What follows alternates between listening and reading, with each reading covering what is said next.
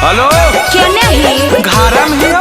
आ सब कोई मेला देखे जा रहले, हमरा नहीं घुमाई में। हाँ गे काहे न घुमेबे? कखनी ले जाइए तो सुन रेडी हो जो, और हाँ पियर का सूटवा पहन लिया, तोरा पर बड़ी अच्छा लगो। ठीक हो। भैया से छुपाई के भौजी है दे दादू हजारिया। भैया से छुपाई के भौजी है दे दादू हजारिया। घर में नहीं करी हो तनिको हलावा है।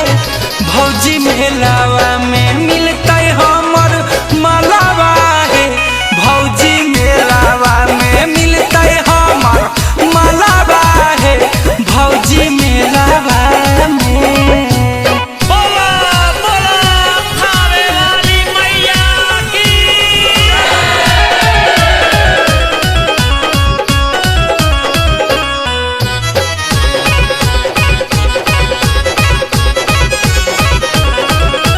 बोलिया मधुर बोले रूप है निराली।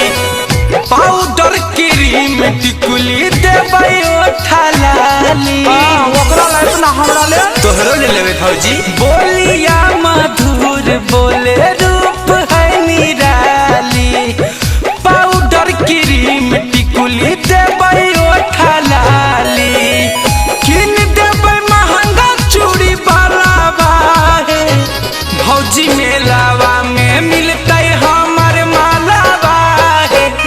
भौजी मेलावा में मिलतै हमर मालावा है।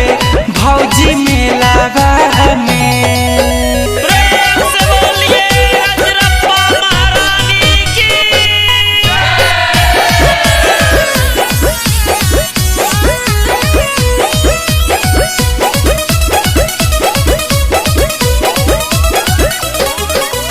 चाट के दुकान पर करते होतै बेट है।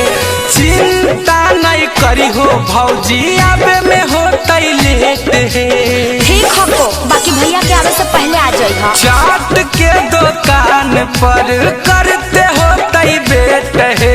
चिंता नहीं करी हो भौजी आबे में